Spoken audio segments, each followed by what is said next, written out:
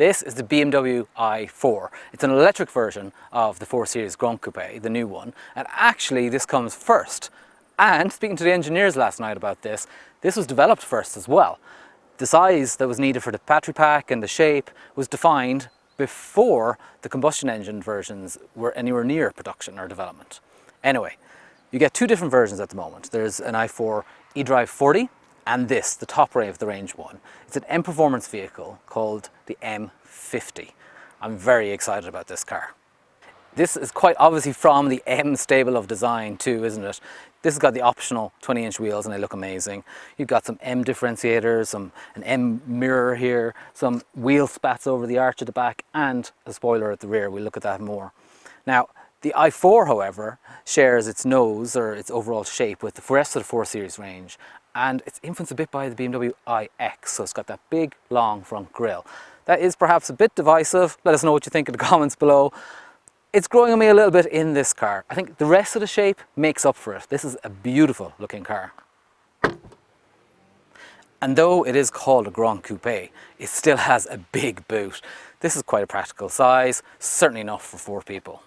In terms of Irish pricing, the regular i4 starts at about €63,000 and this one is €78,000. So not cheap, but not crazy expensive for the performance they offer.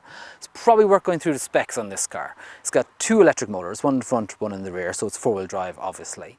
It's a 544 horsepower total, 796 newton meters of torque, and I'll talk a bit more about that in a minute. And it has a range of, officially, just over 500 kilometers. Now, good luck getting anywhere near that if you're using the performance of this car or if you're on the motorway.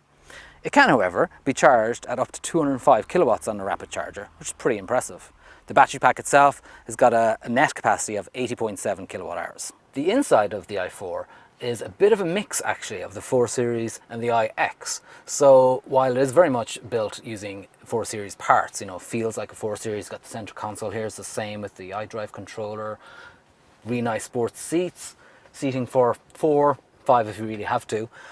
This curved display comes straight from the iX, and actually it uses the new BMW 8 operating system, which is really impressive. It looks lovely, it operates so quickly. It really puts most other touchscreen systems to shame, and it's crammed with features. Extra apps. One example is Apple Maps is displayed right here in the front display if you need it to be. It works very well. We'll play with that later on. The driving controls, this one, unlike the iX, has got a nice normal round steering wheel, which we approve of, and that makes it feel like a BMW M car from the start. Obviously there's no paddles here. There is a B mode for brake energy regeneration, but otherwise it's quite conventional when you look at it. So this is my driving position in front of me. Knee room isn't bad when I'm sitting here behind, and leg room is okay. I mean, there's a high transmission tunnel in the middle, so it isn't really made for 3 people in the back, though there are 3 seatbelts. You also need to squeeze yourself in through this door opening here, and that's always been the case in the Grand Coupe because it's not really a much bigger car than the regular 4 Series Coupe. But that's kind of what you expect. If you want a practical car, this probably isn't it, but it's not completely impractical. The top of the range M50 version of the i4 is absolutely loaded with kit to make it live up to the M badge. It's not quite a full-on M model, it's an M performance vehicle, but that doesn't mean it's not in any way very impressive.